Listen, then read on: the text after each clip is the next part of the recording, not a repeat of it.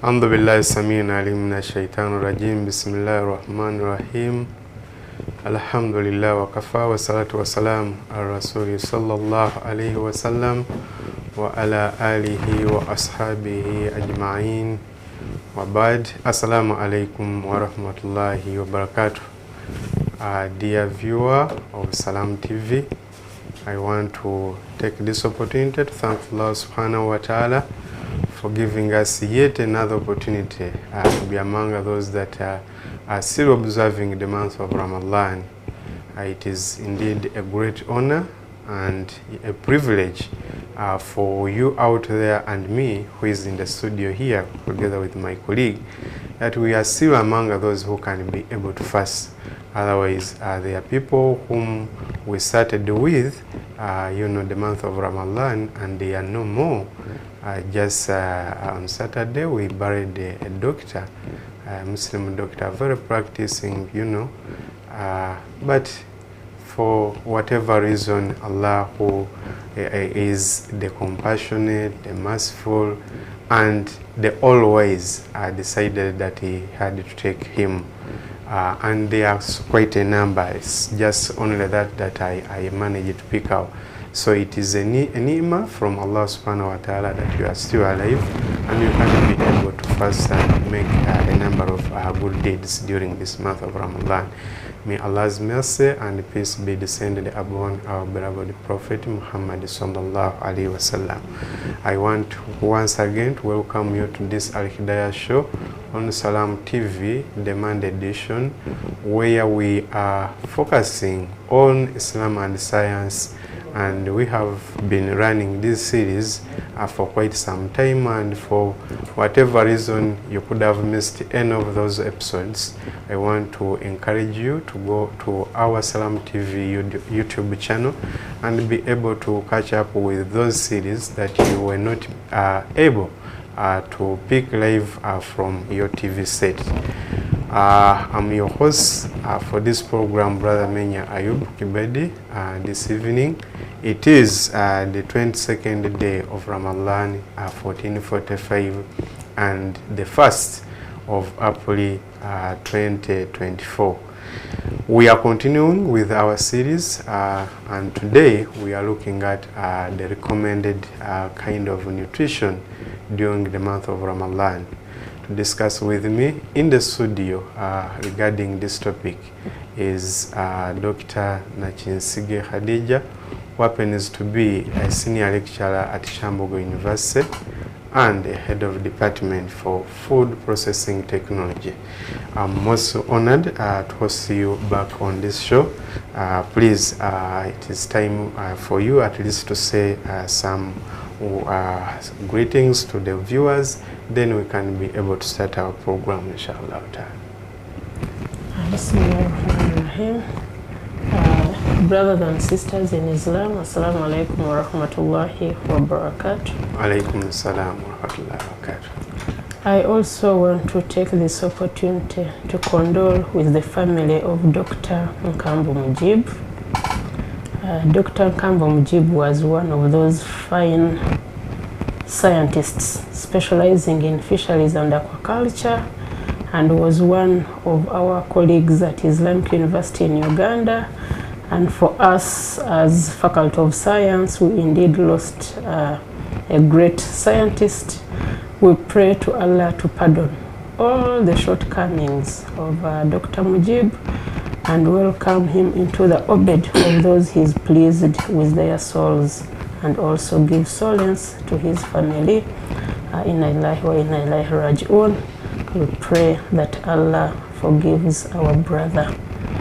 Dear viewers of Salam TV, I also greet you once again that Assalamu alaikum wa rahmatullahi wa barakatuh. Wa alaikum salam wa rahmatullahi wa barakatuh. Once again, we want to welcome you to this Al-Hidayah show, and for making time every Monday at this time to be on this show.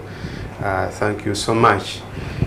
Sister Dr. Nachinsige, last week we were looking at the very topic regarding the recommended nutrition during the month of Ramadan, and we talked a number of things. At the time when we concluded, we were looking at the case for somebody who takes, breaks his fast, and after breaking the fast, maybe with water and a date or banana, then takes longer to have a heavier meal. Perhaps with their reasoning, I want to pray, Tarawih when I'm not inconvenienced, when I'm not heavy and like, and you were, having a recommendation that sooner when we break our fast, we need to take that feast a bit early. So that's the time when we were caught up by time, and we want to continue right away from there. So today, this evening, we wanted to pick up at that point. Having taken this light meal, say for example a date and water or a banana, we go for Maghrib. And after Maghrib, we come for a heavier meal. Now, we wanted to, to have a broader picture of what should be constituting of this heavier meal. In terms of the types of food which are recommended according to you scientists, then the amount, because really somebody can decide really to load, and I don't know, according to you, what it can bring about to somebody who is really overloading. So we can start from there. We have broken our fast, we went to pray after Maghrib, then thereafter maybe 20 minutes or so after breaking our fast, we are coming for a heavier meal. What can be the precautions while taking this heavier meal? What can be embedded on our plates and in what quantities? Let's start from there. Thank you very much, Brother Menya. I think it's now at this time when it is almost open that every person can now consume what is available to them, of course, for as long as it is halal. I always insist on that. For as long as it is halal, for as long as it is toiban, you can consume whatever is available to you. But to be maybe a little more elaborate on nutrition, the concern there is about the nutrient balance. And nutrient balance will come from the fact that this is the meal which you expect that during this holy month of Ramadan, it should be able to meet your dietary recommended intakes or your daily recommended intakes of food. Why? Because the first meal is too light, and then also the suful or dark is also supposed to be light. But it is at this particular time that you expect to meet your nutritional requirements. Now, this implies that it's not about the quantity of the food, but it is about the quality. And quality here comes with variety. In the scientific perspective, we would say that we want a balanced diet. We want to see proteins, carbohydrates, vitamins, and minerals, a lot of them on this plate. But to break it down for all brothers and sisters who are following this show, just make sure that you have some energy-giving foods. The commonly available foods in Uganda, we have rice, we have matoke, we have cassava, we have sweet potatoes. People eat chapati or wheat. So whatever is available for you to give you energy. But then also, because you're not going to have any other meal, you also need the bodybuilding foods, the proteins. So here, you can have some meat, you can have some fish, but also you can have some plant sources like beans, because I know that in Uganda we consume a lot of beans. We also, some region also consume ground nuts. So you can make sure that you have those types of food for us, which here in Uganda we look at as stew, stew or soup. If I can borrow the Luganda word, enva. Make sure that you have variety of this. You can even have more than one type.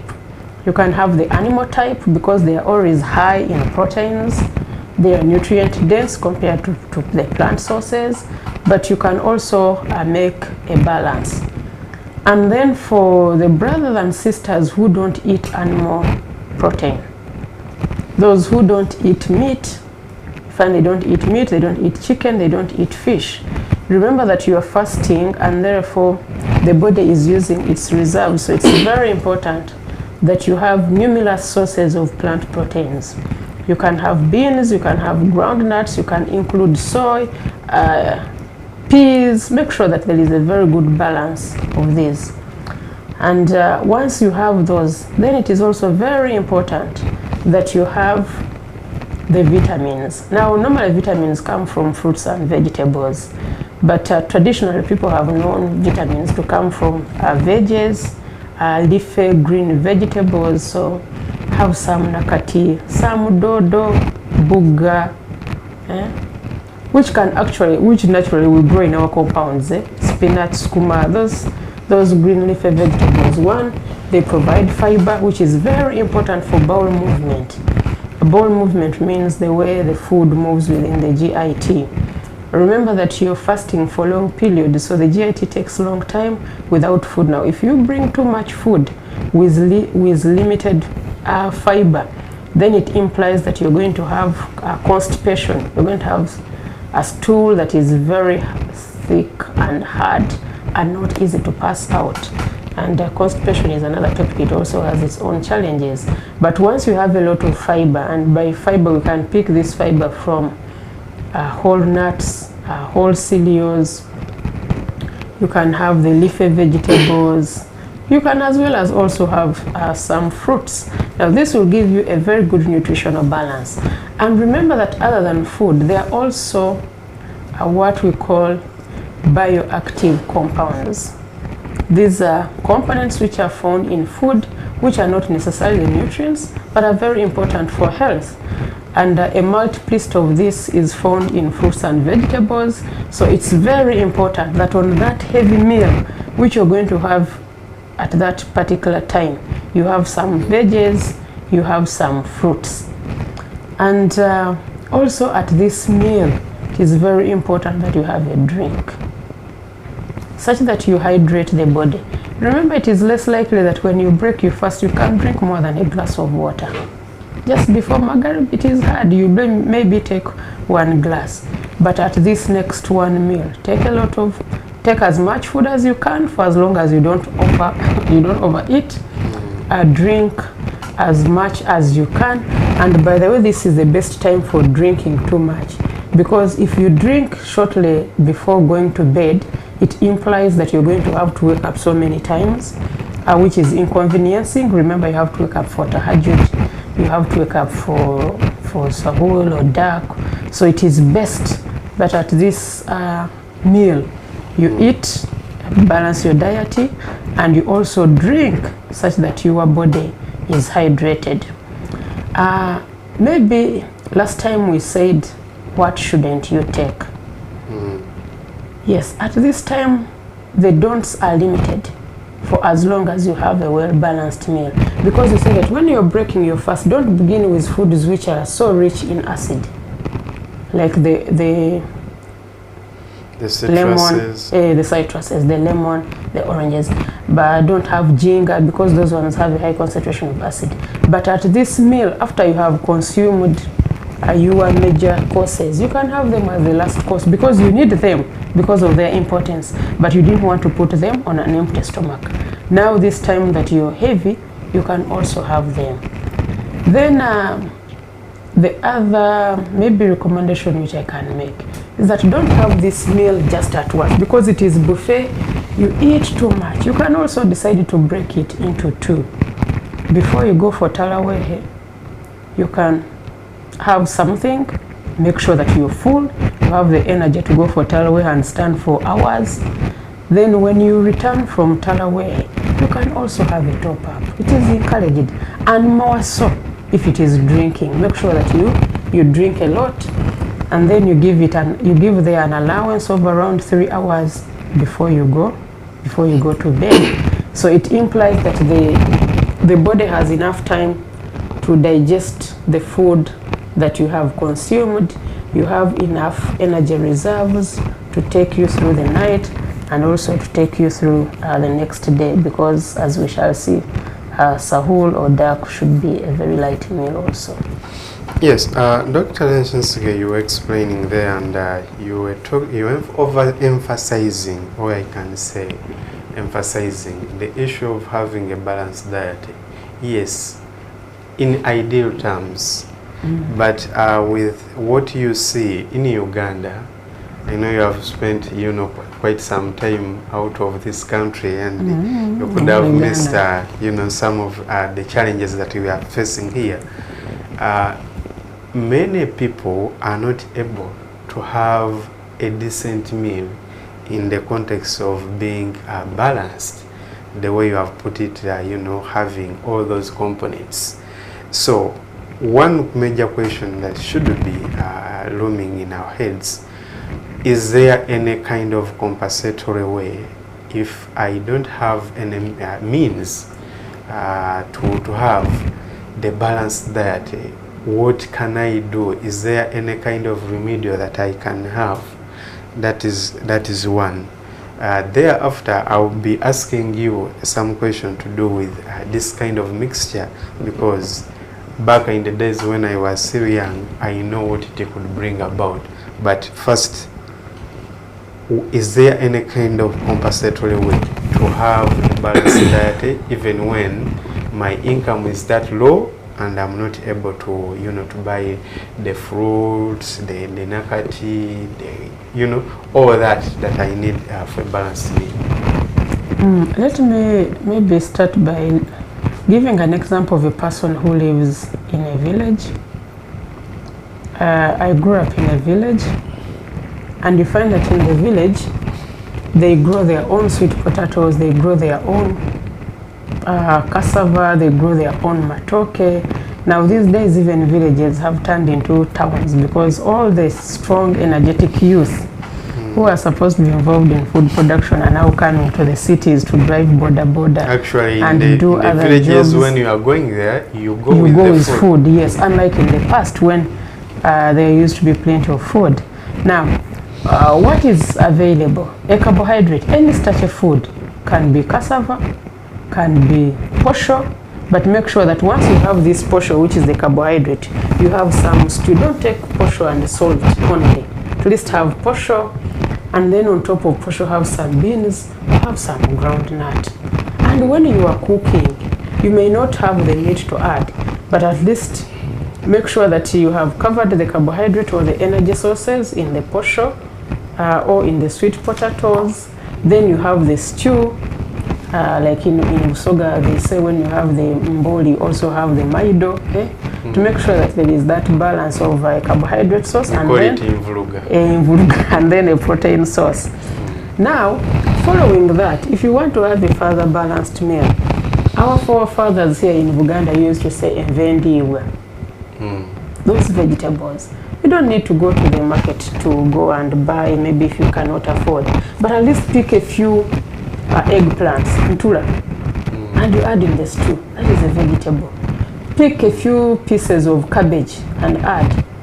Make sure that there is some balance. Have at least, you can pick from a mango tree if you have, you can pick from a fresh banana if you have, and by the way, bananas are looked at as both fruits, and they are looked at as fruits. So if you can have your ripened banana, even the normal banana that we eat, the East African highland banana, matoke. If you have matoke, it is actually it gives you both. It serves as both as a fruit. It gives you the benefits of a fruit, but it also gives you the benefit of the carbohydrate source. And it is a low glycemic food actually. It does not have a lot of glucose that is maybe not good for people who are diabetic. So try to play around with the foods which are available. If you can afford to go to a supermarket and then you pick so many, that is okay. But for me, I'm looking at an average Ugandan who does not even have access to a supermarket, but can access a few things around their home. And by this is also where I want to encourage our our mothers and our sisters, please, instead of planting flowers in your compound because they bring about beauty, plant things which are useful. Have mint, have tisubi, have mujaja. All those ones will benefit you indirectly. Then have tomatoes, have nakati.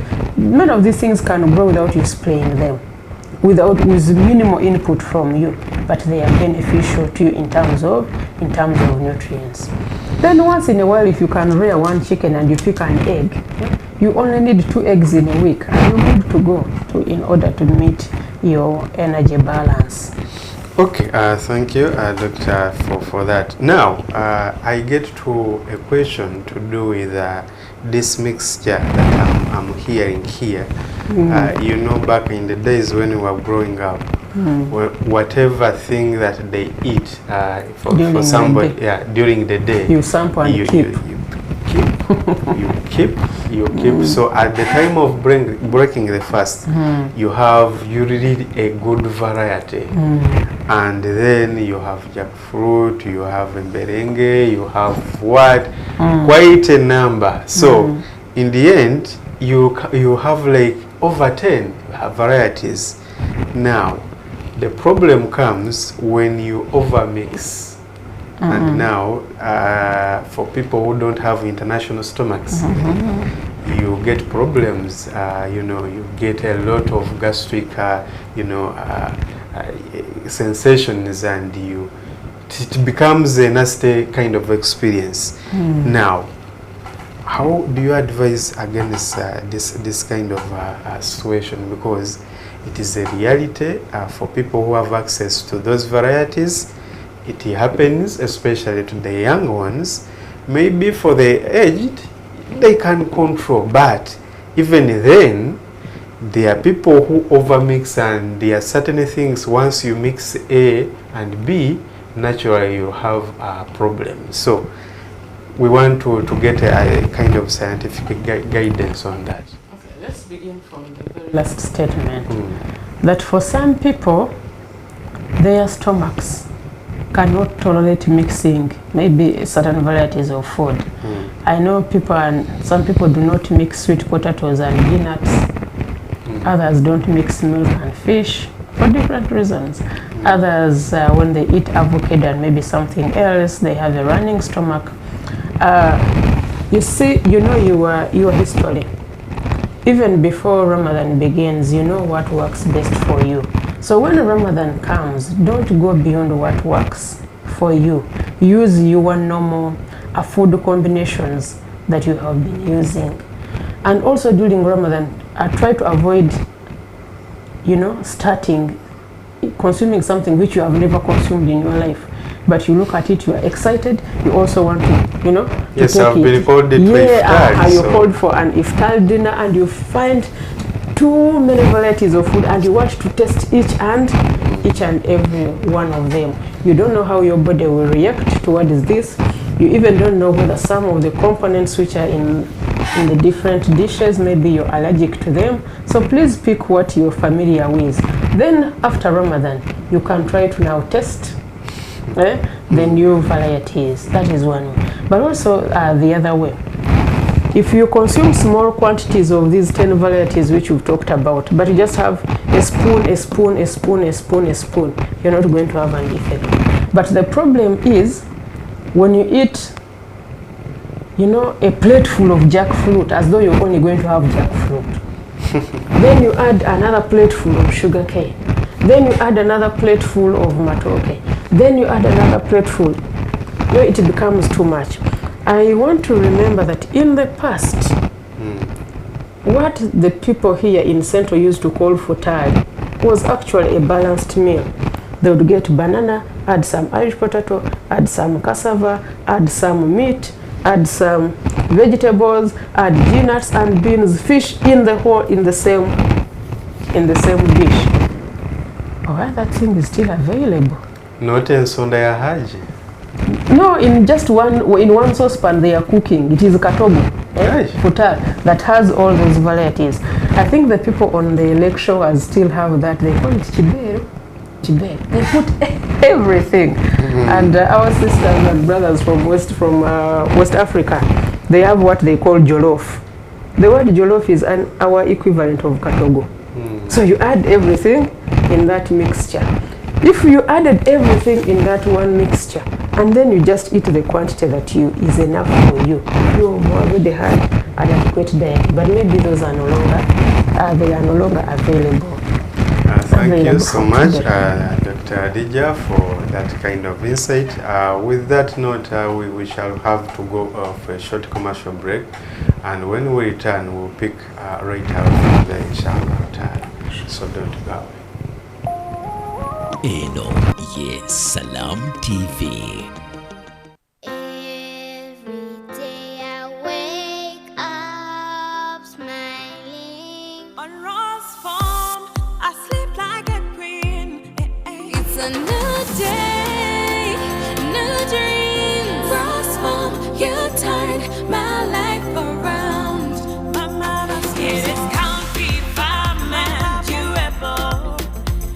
Ross Farm gives you quality.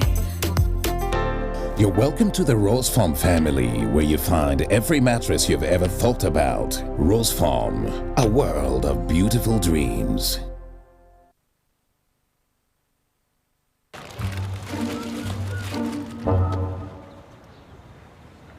Rachel Rich. The Queen Cobra, the password of the money, the original no spare parts, the 11th commandment, the question and the answer. Osmosis. Manyo yagala sente naye nange sina. Ah no, sente chikulu. Enaku zino momo ensorting anytime. In fact, mwanyinazi nawe kankusorting. Really? Nkuwereze endagiro y'okufuna looni ku momo. Nze wendi ku luluwo. Mpaka mu chips. Bw'oba weetaaga looni olina MTN Momo weesootinge. Kozesa Momo app obanyika *555*5# okufuna looni ey'amangu. Londako looni ekukolera okuva mu looni ez'ebika eby'enjawulo eziva mu bannaffe be tukolagana nabo. Nga tuli wamu tewali kitulema.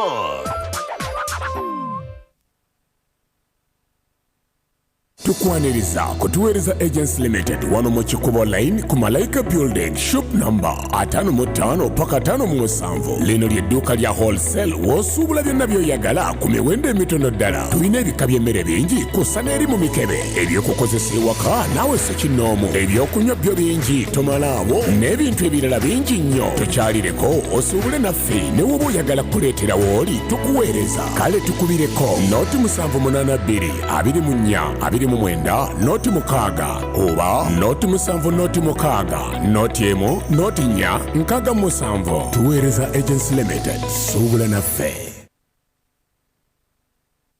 Boom Chakala! Grab a Rock Boom, check under the cap, energize and win smartphones, flat screen TVs, Rock Boom gear, motorbikes and millions. I mean millions of cash. What you see is what you win. Boom Chiki. Boom Chakala.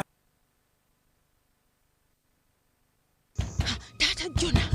Landi road yera wona tukedde ya konkona. Hey.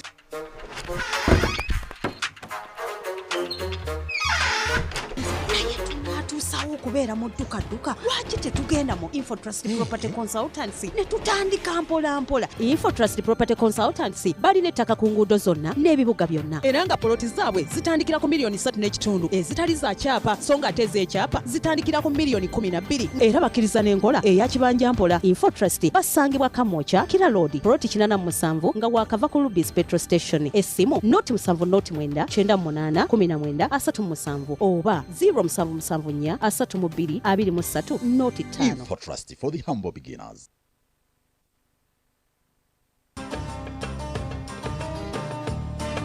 Ramadhan, do's and don'ts. Zikutuswako. But you know where I come from? We don't drive cars. We drive donkeys. Buy our Feast for All and get a free Streetwise one to share, because sharing is caring. KFC, it's finger licking good. Encourage unity. Ramadan is the time to promote unity among friends, family, and community as a whole. Pray and eat together as it helps strengthen the bond. Ramadhan, do's and don'ts. Zikutuswako. But you know where I come from? We don't drive cars. We drive donkeys. Buy our Feast for All and get a free Streetwise one to share because sharing is caring. KFC, it's finger licking good.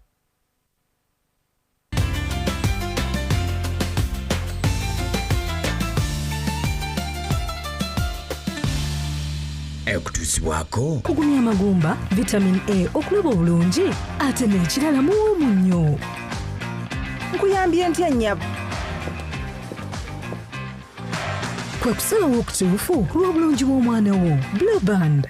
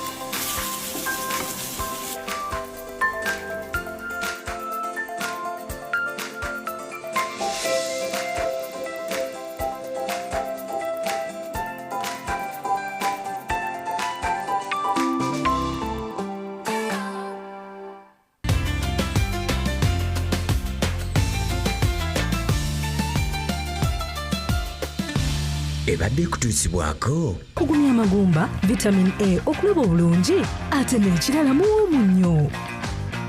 Nkuyambye ntya nnyabo? Kwe kusalawo okutuufu lw'obulungi bw'omwana wo. Blue Band. Eno ye Salam TV.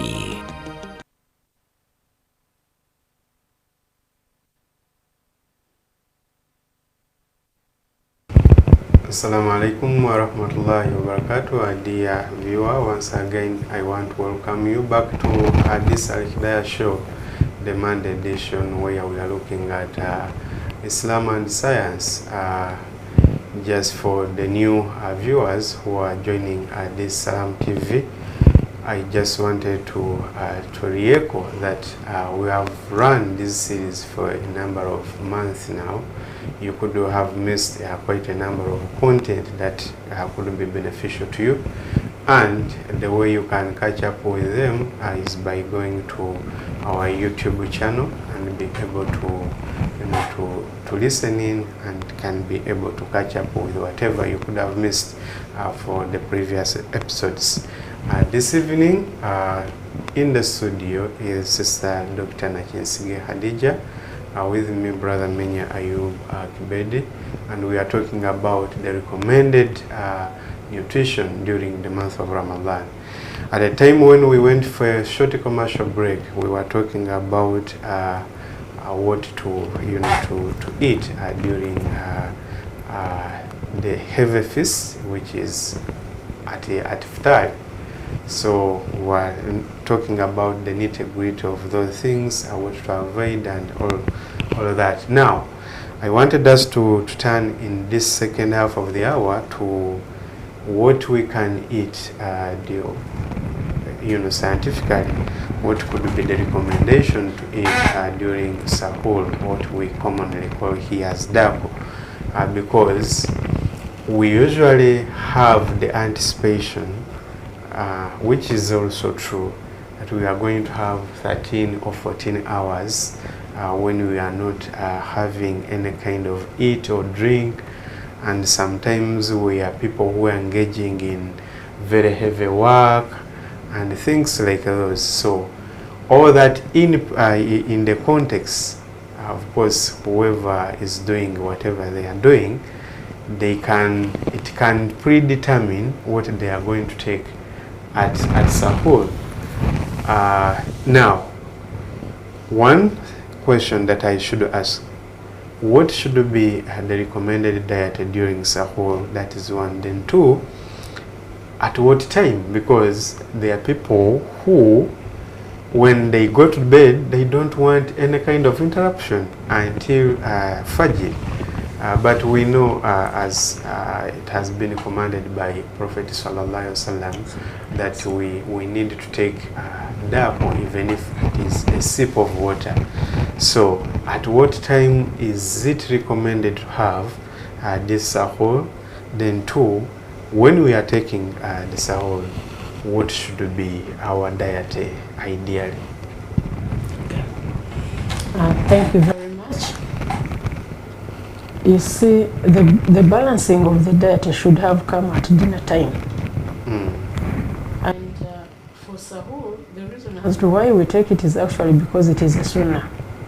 And so we discourage missing it. Because there are some people, when they wake up, they cannot even chew food. They don't have the energy to eat. They don't have the capacity to eat, or the appetite to eat at that time of early morning. So, but because it is a sunnah, we are all encouraged to. We are encouraged to eat, even if it's either a glass of water or something very small. But from the nutritional point of view, because we already had our balanced diet at the dinner time, at the time we broke our fast, so it implies that we are already safe. What we need here is just a simple meal. That one is going to enable us to fulfill the sunnah of the Prophet Sallallahu Alaihi Wasallam, but also to give us some more energy to take us through the day. Important things: consider hydrating your body. So at least have a drink.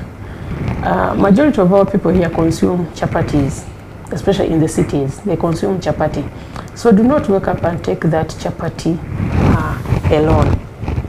In fact, I would encourage, even if you're going to eat chapati, have some stew, such that you know it is soft. Don't take it dry alone. If you can have some stew or some soup to accompany the chapati, then well and good. Some people also can consume bread. You can have a bread and tea. That is also well and good. Others, because they cannot eat, they can have a glass of water. That is also good. But I want to encourage all the brothers and sisters that have ulcers, but also have the potential to drink milk. I, for one, I don't drink milk, but I encourage others to drink milk. So if at sahur you know you have ulcers, you can be encouraged to have, at least instead of a glass of water, you can have a glass of milk. Remember, we are targeting being hydrated throughout the day, because for the energy reserves and the nutritional balance that is required, we got that at the time of breaking the fast, the meal immediately after breaking our fast, the heavy meal that we've talked about. So at this sahur, we are looking at fulfilling the sunnah of the Prophet, but we are also looking at how we can hydrate our bodies and boost our energy reserves for the rest of the day. So people look forward to eating a lot of carbohydrate. That is why they go for chapati. I know in the villages they cook dinner. They cook matoke, muumbu, and stew, and then they wake up and eat that meal. Now that is okay, but it has its own challenges, because you will feel uncomfortable, especially for the rest of the morning, you know. So do not eat that food that is going to give you discomfort. If you had a balanced diet at dinner time, sahur, just have something light. I know there are other people that eat pilau for sahur, but eat a little pilau. Don't eat a whole tray lusinia of pilau for sahur. You're going to have challenges for the rest of the day. Then there are also certain things that we should avoid at sahur time. Don't take carbonated drinks. You take a bottle of soda or carbonated water. I remember when we were in some country, they used to have a drink called 100 plus energy, but it is carbonated. So please do not go for those carbonated drinks. When I say carbonated, I mean those drinks that have gas. So don't go for those drinks. Common layman's language, drinks that have gas, soda, the likes. Don't go for that. Then also don't go for those foods which bring heartburn. Do you know heartburn? Yes. Some people, they get heartburn when they eat foods that are too starchy. For example, when they eat sweet potatoes, others get heartburn when they eat lemon also. So avoid those foods that are going to give you heartburn. Remember, you're going to be fasting, you cannot collect that. So please do avoid those things. Then also avoid things which are too sweet, because when you take in things which are too sweet, it implies that you're taking limited water.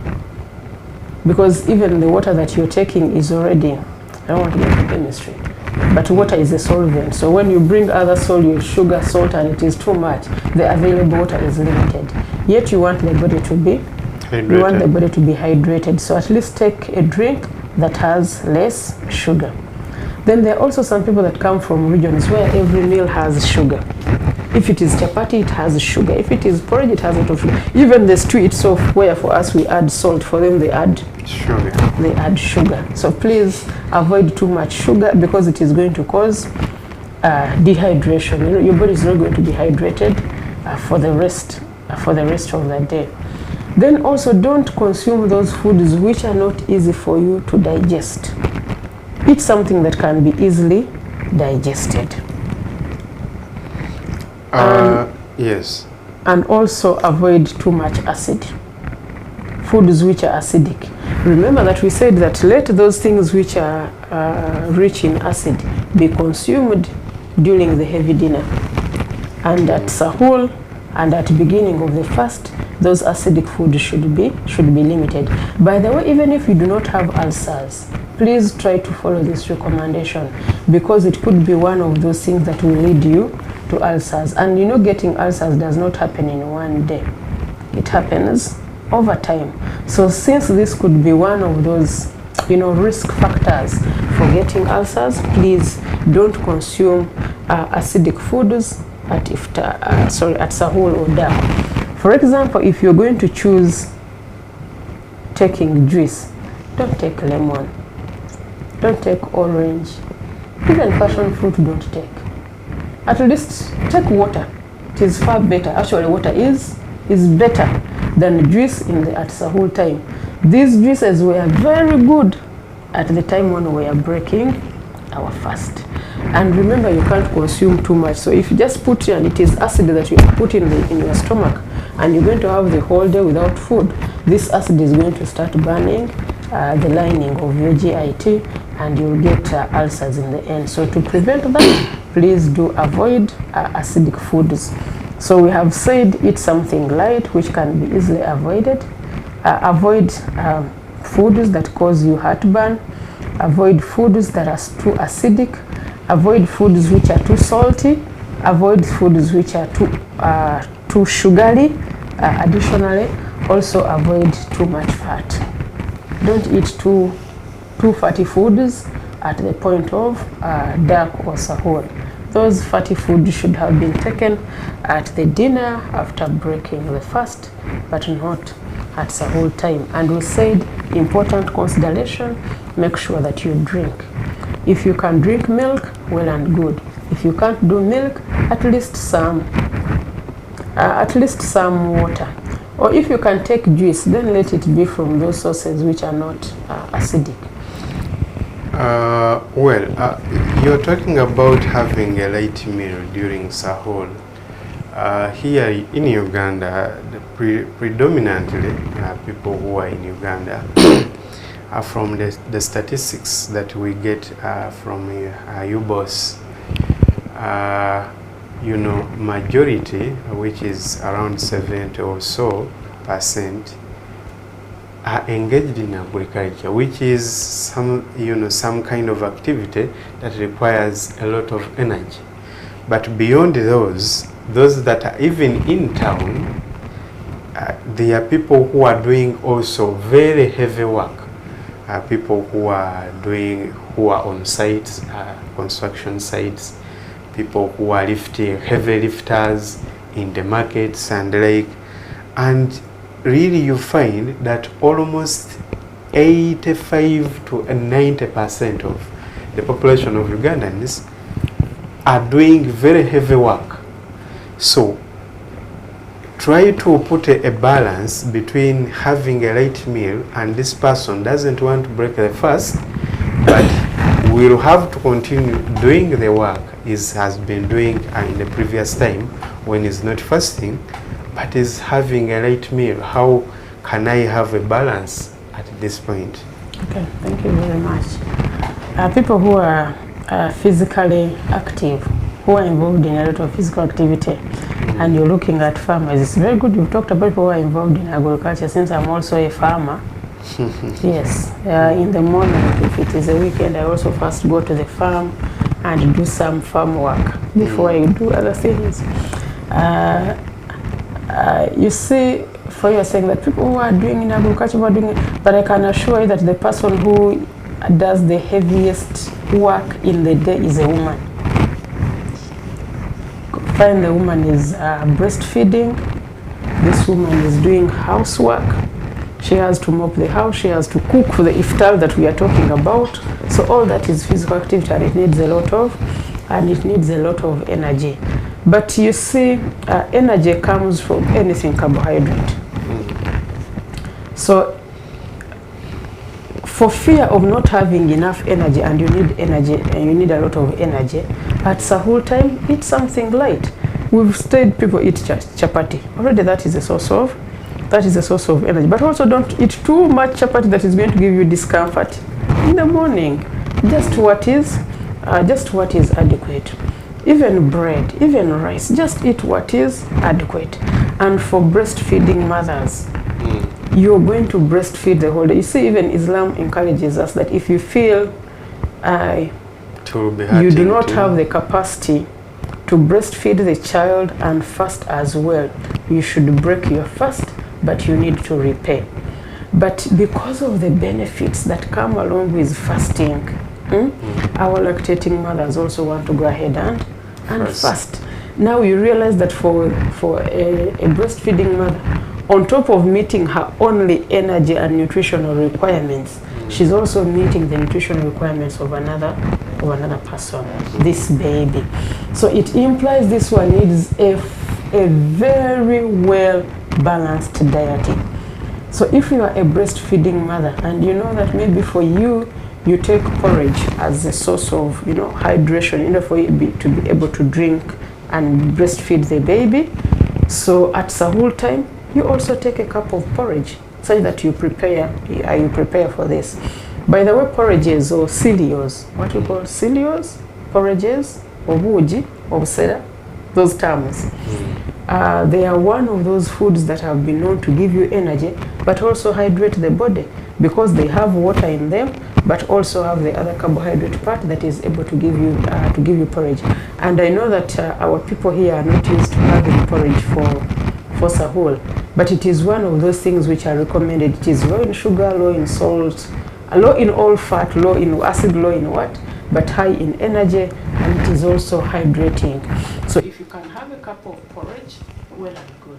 If you can accompany it with a glass of milk, well and good. If you can mix the milk with the porridge, well and good.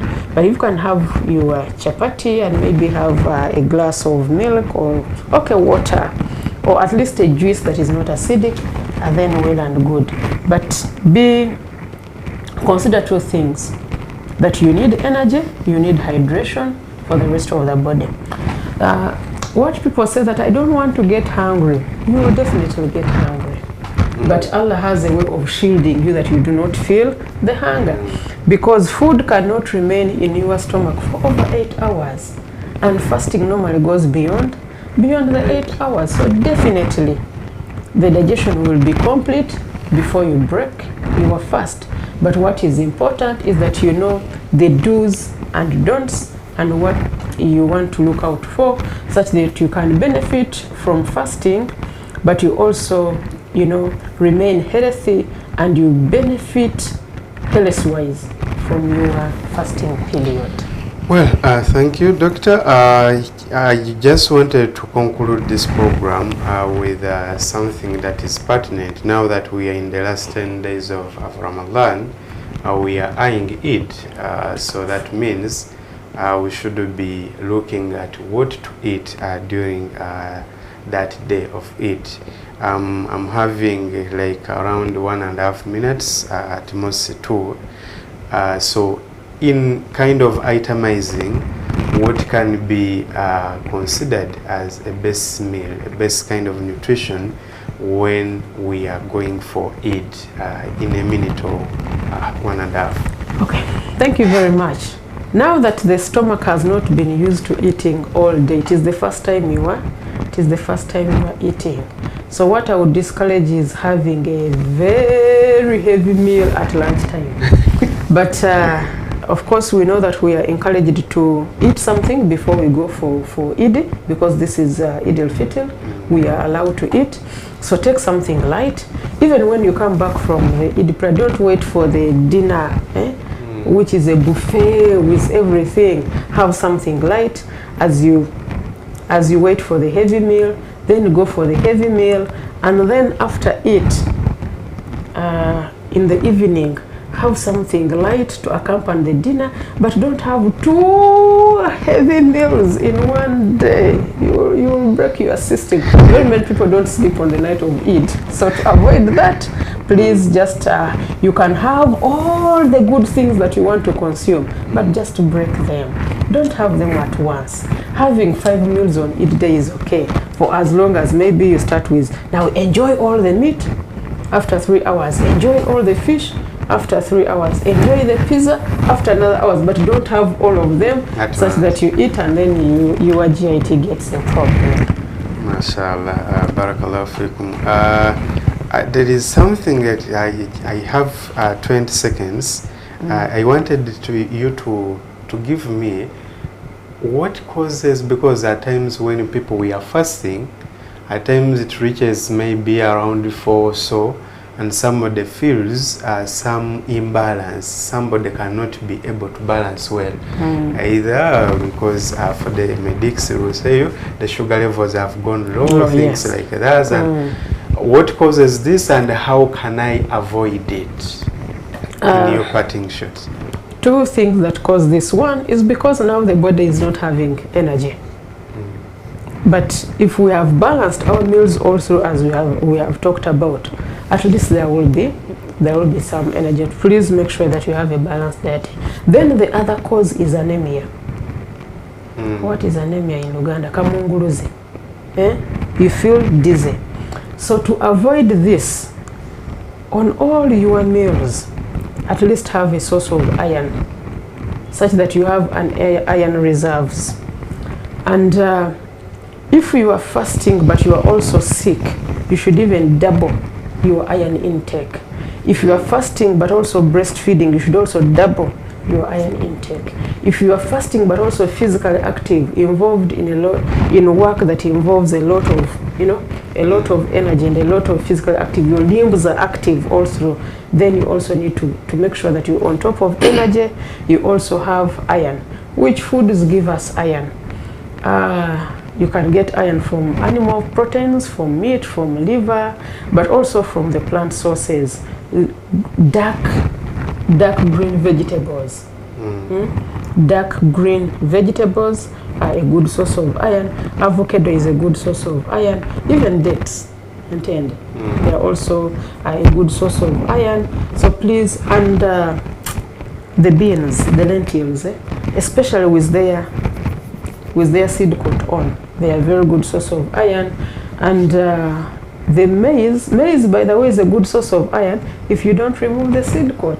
Now that you will remove the seed coat and the germ during processing, so now we remove maize, the one of today, we remove it from the sources of iron. But once you balance iron, you balance energy, and you're hydrated, you'll not have those challenges in the day.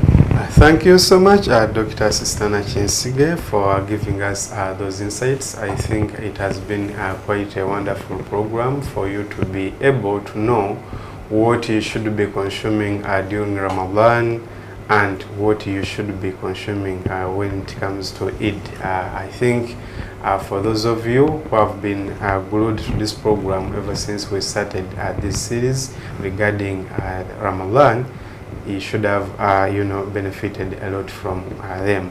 Come next year, I'll come for people who are fasting the Sunnah days, you won't make the same mistakes. With that, we come to the end of this program. Until next time, subhanakallahumma bihamdika nashhadu an la ilaha illa anta nastaghfiruka wa atubu ilayk. Assalamu alaikum wa rahmatullahi wa barakatuh. Wa alaikum assalam wa rahmatullahi.